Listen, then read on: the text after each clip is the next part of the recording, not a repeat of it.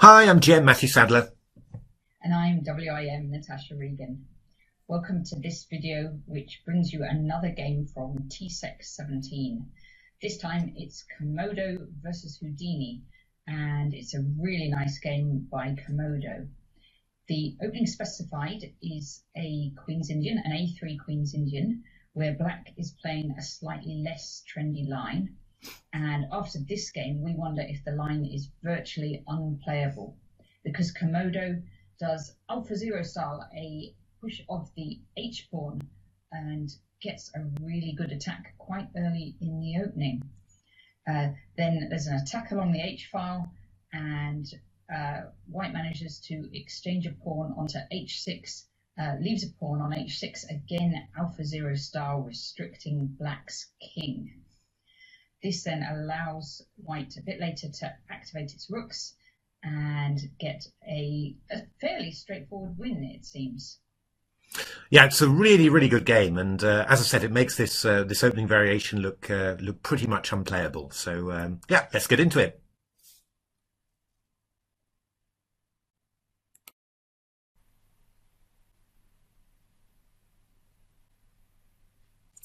Okay, let's dive into this game. So this is a Komodo White, I think the latest development version against Houdini. A very strong engine, but one that hasn't been updated for quite a while. I have to say, Komodo is one of those engines that sometimes I've been really keen on it, and sometimes I've gone off it a little bit. At the moment, I'm really on it. At the moment, I think the latest versions have been really strong. So it's a very strong engine. Played like a caveman in this game. Exactly. It's very good fun, this game. So d4, knight f6, knight f3, e6, c4, b6, and now a3. The a3 Queen's Indian, not played that much anymore nowadays. Very popular back in the 90s. I remember analysing this an awful lot for Joël Lautier, the French elite player, when I was his second at major tournaments. We found a lot of very interesting stuff, actually, although I guess it's all hopelessly outdated by now. The opening selected, stipulated by the TCEC Opening Book is, as Natasha said, a bit less trendy. It was quite popular at some stage. I mean, there's thousands of games played, but you see it a lot less at the top level nowadays. But it's a very interesting idea. I mean, actually, what is black trying to do here? Black's trying to go back into a modern Benoni type position. So a modern Benoni structure with where black has a queenside pawn majority, conceded white a central pawn majority, and he's got this this very weak d6 square. I mean, normally, this was a favourite of great attacking players like Mikhail Tal. Garry Kasparov played it when in his younger years as well. In general, it should be giving you, an awful lot of counterplay, mainly normally a combination of centre and queenside. So you've got this half-open e file, so you can attack a white pawn on e4, for example, and then you've got the queenside, your queenside majority, which you then push with b5 to b4. However, I mean, this particular way of doing it has got a few little drawbacks, and well, they don't seem too serious at the start, but I think when you sort of understand them, you'll understand why the plan that Komodo selected in this game, which is a real caveman plan, why that's so effective. I mean, first of all, this position is the last position where they were using the TCEC moves. This is it. So this is it, actually. So Komodo has now got to decide what it wants to do. So it's a position, it's a lot of fun. Exactly. So I mean, if you just look at the black position, I mean, first of all, black's for modern Benoni, black's played the bishop to a6 at a very early stage. Normally you play b6 and bishop a6 when white's knight is coming round to c4. So good square for the knight, so then you want to exchange it. However, playing the bishop to a6 this early, it's yeah, it doesn't have that much point. Secondly, white doesn't actually have a centre for you to attack yet. I mean, this pawn on e4 is well, the pawn's not on e4 yet. So it's not actually clear, what black's going to actually be attacking.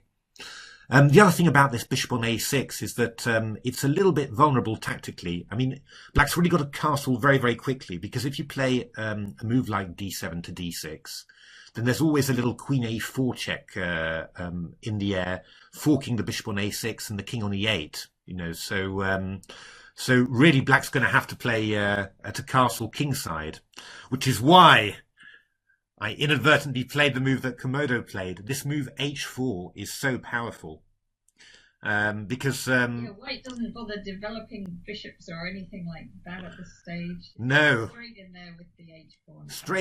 Straight in there with the h pawn, and it's a very, very dangerous move.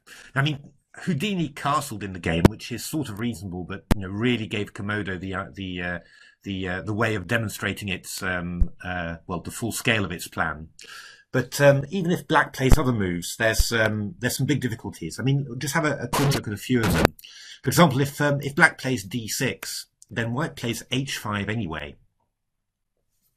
Knight takes h5, g4, knight f6, and bishop h6 is a very promising continuation.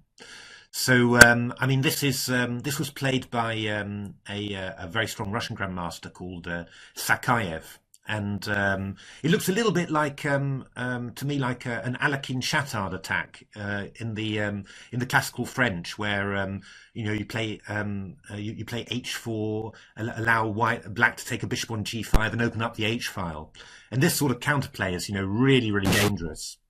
And well, in the game, this this turned out very, very difficult. Knight g8 was played in one game. Knight h5 was played in another. And you get this thing as well here with the queen on a4 attacking a loose bishop on a6, combining with a bishop on h3 against the knight on d7. Really very, very difficult. Very, very difficult position here. It's this is just you're just piling in all over the place, and here you're actually attacking the pawn on h7 as well. So this is very, very dangerous. I mean, I haven't really been able to find a decent way for black to play like this. Well, it's funny that if this really does work, and it's just as simple as that, pushing up that h pawn, then you can see why we're saying this opening just might not be tenable at all for black. No, that's right. I mean, it's quite interesting. I mean, it's been played by a few human players. I mean, Dubov, Magnus Carlsen's second, played it in 2014, but somehow didn't really. He sort of only he didn't really get the full attacking power of it, really, But there's been a couple of other games. I think there's been maybe 12, 13 in total. Which is nothing compared to the main move 9g3, which has had a few thousand games played in it. But yeah, I mean, really, if this the way it's looking, this just look I wouldn't want to play this at all with black. I mean, if h5 actually, then you get quite a nice little AlphaZero thing as well. Bishop to g5. If black plays d6. Then just a nice little illustration here of I think how that's right. So it was this one, wasn't it? How you can have problems with his bishop on a6 because, for example, if you play the natural move knight d7 here, then after knight f6, takes, queen a4 check, ticks up the bishop. Indeed. So I mean, black really does have problems from that point of view. Black really needs to get his king out of the way quickly, but if you do it in this position, then actually you're back into a pretty standard AlphaZero way of attacking when the opponent blocks the march of the rook's pawn with h4, h5. You just play g4, and this has already been played in a top level game, and I think black actually managed to wriggle out of that one, but he was in all sorts of problems there. I think queen e8. I think was it bishop f6, knight e4. It's just incredibly strong for white. And I think even h takes g6 was even stronger.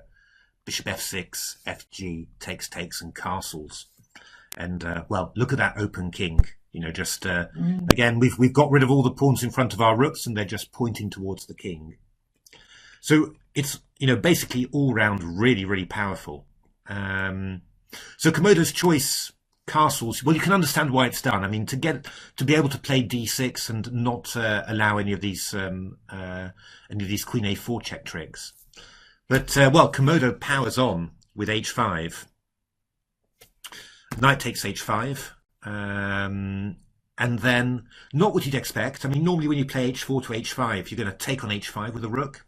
But actually, Komodo's plan is much more, yeah, it's quite unusual actually. It's g4, knight f6, and then g5. And I think there was one correspondence game in that reached this position, and I think this was the one where Black played knight h5. And here the idea is that you're going to take on h5, and you're playing knight h4. And yeah, I mean, it's coming in right to f5. Yeah, I mean, you're coming into all these squares, right? You're coming into well, actually, I think f6 was the correspondence game when g6 was absolutely horrific. Something like d6 is possible. But you come in with knight e4, bishop f4,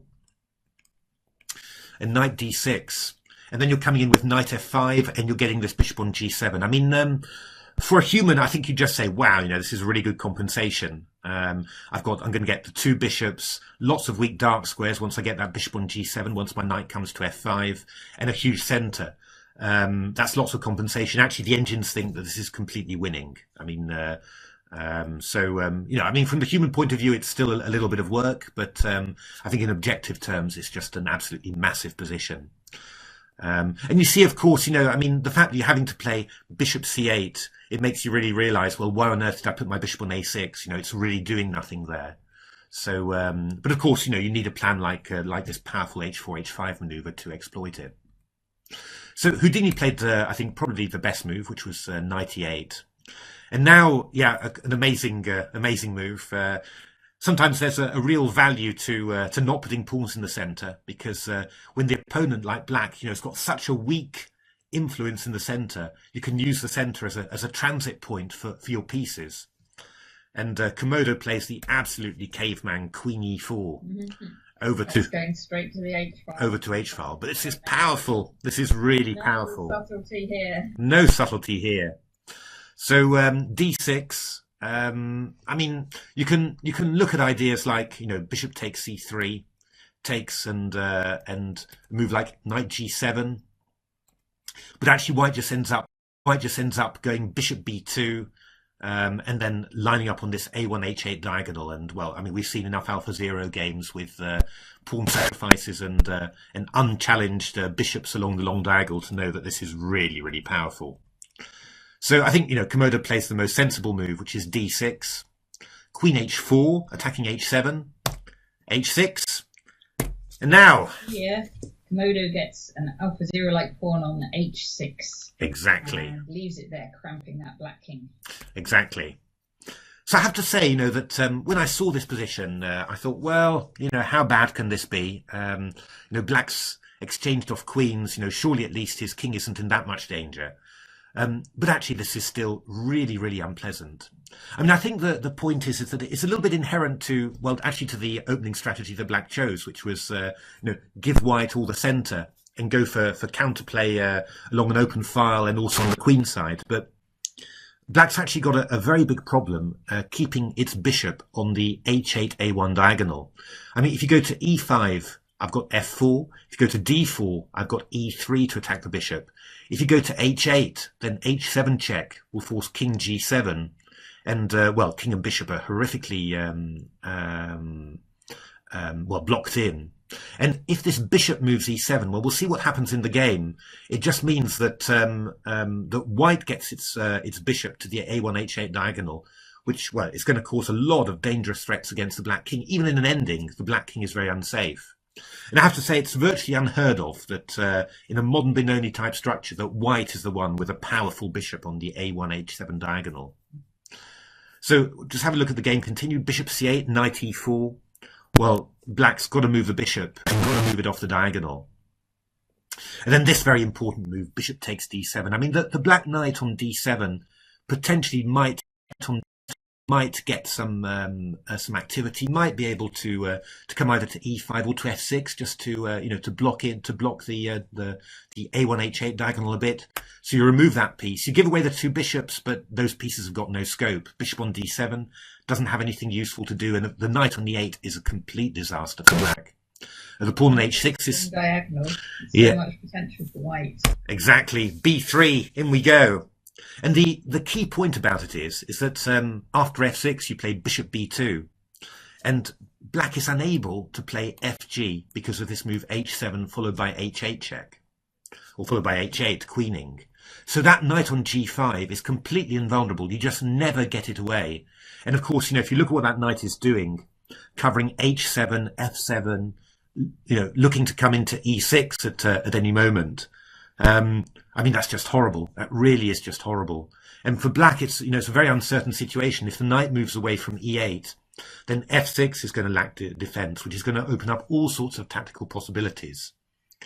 So I mean, it's already very difficult. And when you think that white isn't yet using all its firepower, that rook on a1 can come in as well. Then yeah, you understand that black's in huge trouble here, probably lost actually.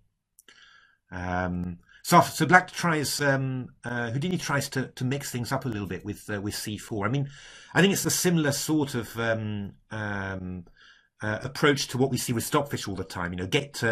Stockfish does it with a queen. You get the queen in and start trying to probe the opponent's position, cause weaknesses, cause some sort of looseness in there. But yeah, the rook is just not as good at doing that as the queen. So actually, Komodo just seems to be able to ignore it somehow. So h7, the king has to go to g7. So I think after king h8, I think we've got this move: knight takes f6, opening up an attack against the rook on c4, and also threatening a discovered check. So for example, if we go rook takes h4, then I think knight takes e8 check will just win on the spot. King g7 is actually a cunning little one, because if you go knight takes f6 here, which seems to win as well, black can play bishop f6 takes and then take back with a king. And after rook takes c4, then king g5, and black's still surviving. Mm-hmm. Quite amazing. Coming right out. Exactly, but maintaining the material balance. But Komodo simply activates its rook along the third rank as well, just like we saw in the game Stockfish against Houdini as well. Rook c2 and rook e3. A little tactical thing there. If rook takes b2, then knight c5 is very powerful. We've got rook takes c7 and h8, maybe h8 queen first, followed by rook e7. I mean, it's really very difficult. Everything's on prise. Everything's on prise. Look at that, knight f8 with knight g6 to follow. So this is the main line. White just ends up picking up lots and lots of pawns. Again, for a human, you sort of think, oh, still got to win this, but obviously for a machine, it's never a problem.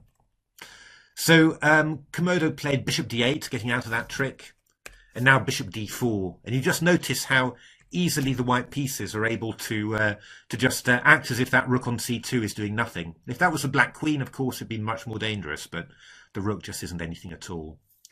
So what's actually happening? Why has this rook moved away from c3? Well, that's to allow this rook to move away. Back into the e-file, threatening rook e7. King f8, black defending desperately. King d1.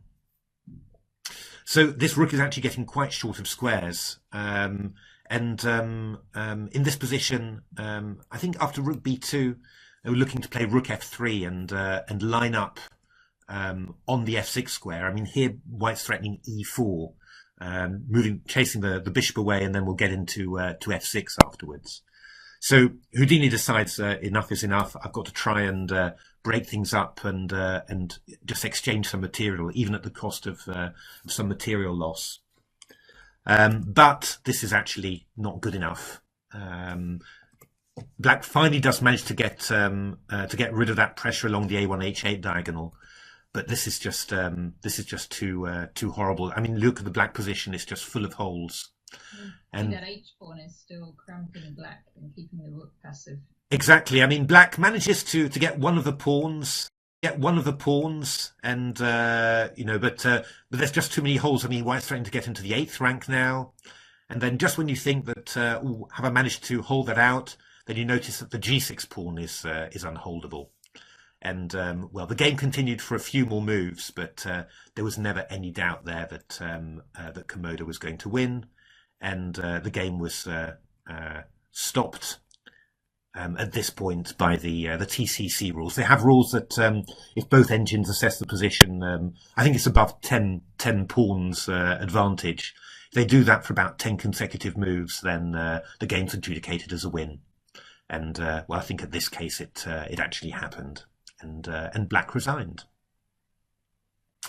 So there we are. I hope you enjoyed that game. I have to say I enjoyed it immensely. I thought that was an absolutely stunning attack. I mean, always amazing that such a caveman attack works, and also against such a strong opponent as Black. But I think it's really due to the fact that the way that Black has played his Modern Benoni, he's played some non-essential moves first, which is this b6 and bishop a6, which frankly doesn't have that much point in the position at this stage. And then rather than going back into something standard, something like 9g3, White really just decides that all those factors, those non-standard factors, that slightly slow Black play, can just be exploited by by a huge kingside advance. And I think the key point is that there's really only one piece that the Black's got at the moment that's really doing much in the centre, and that's this knight on f6. Well, White just, with this plan of h4 to h5 and then g5, just focuses on making life for that knight as difficult as possible. And then once it's moved away, even that's got no influence whatsoever on the position. Then it's very classical, of course. You drive away the opponent's pieces, and then you can use the centre as some sort of transit point, to aim at both wings. And but I mean this incredible caveman stuff, just moving the queen to the rooks file so early. And then a beautiful, really beautiful realization of this advantage. But again, this pawn on h6, I think, in the old days, pre-AlphaZero, you'd sort of, really take a lot of convincing that pawn on h6 is really strong. You'd say, well, it's blocking my my entry points onto the h file, but actually in itself, it's a huge thing, restricting the opponent's king, and well, causing problems for lots of other Black pieces, like the knight on the 8 that can't get active, and the bishop that just can't, maintain its post on the a1h8 diagonal. So, and I loved the realization. I mean, bishop d7 was a great move, and just it's a very, when you think about it, I mean, very unusual. These rooks operating along the 3rd and 4th ranks, and constantly switching around. Then the rook moving over to the 4th rank. Really beautiful play like that. So there we are. I mean, I hope you enjoyed that. I really think that these engine games are worth watching. I mean, the best play is is of a quite stellar level, really superhuman level. So I think really worth watching and enjoying. So do watch the TCEC site. I'll flash up the links there. Do watch it. Remember, at the moment it's CPU machines against CPU, so the traditional engines playing against each other. But about March 24th, they're expecting it's going to be the big event when the CPU machines take on the GPU machines, the neural nets like Leela Zero and AlphaZero-style, Stockfish. Who's your money on, Matthew? Well, of course, pretty close, isn't it, normally? It's pretty close. I mean, Stockfish is awesome at the moment, really super strong. Playing beautifully. It looks like so Leela. I think I'm right in saying that they're running the latest nets. So that's the T60 nets, and that's looking really strong as well. I mean, that's going to be very strong. I mean, AlphaZero-style did brilliantly last year to reach the superfinals by scoring very heavily against the weaker machines. And that was something that Leela had a problem with. So Leela didn't lose any, but was making a lot of draws. And then Stockfish actually was pretty strong last time, but just made a few blunders. So be interesting to see whether that's whether it's strong. And Komodo could cause some upsets, I think, as well, because I think Komodo's really strong this year. So I mean, there's a lot of exciting chess ahead, and as I said, your bets a bit. It sounds. Yeah, no, I am actually betting this time. I think on a Stockfish Leela Zero Superfinal with a very close match. And I've really no idea what will happen there. But frankly, as long as we get a nice super final with a CPU engine, which is, I'm sure is pretty much bound to be Stockfish, and one of the GPU neural nets, then I'm happy, because that always that's always an absolutely fantastic show, really. So who's your? What about you, Natasha? I think that Stockfish might shade it this time. I know they've been. I know both Stockfish and Leela have won in recent times, and I think it might be Stockfish's turn. Well, I mean, it's if it does, it's a worthy winner, because I mean, it's playing absolutely stunningly at the moment. So we're going to see, but very exciting. As I said, March 24th. When the CPU against GPU matches, that's when the fireworks start. So, please keep tuned to that. We're going to be trying to cover the best games from TCEC. Do keep looking at our channel. If you haven't subscribed, then please do subscribe. And, if you want to know more about computer chess, neural nets, how neural nets think and work, the differences between traditional engines, then I've got a good recommendation of a book for you, which is Game Changer. Exactly, Game Changers. Lots of stuff, and lots of the stuff that you see, the way that Leela plays, the way that Ali Stein play, the neural nets, and of course, how Stockfish plays. We spend a lot of time looking at that, and there's had some fantastic games in Game Changer as well. So well worth your while and your effort there. But anyway, hope you enjoyed the video, and keep on watching. Thank you for watching. Thanks very much.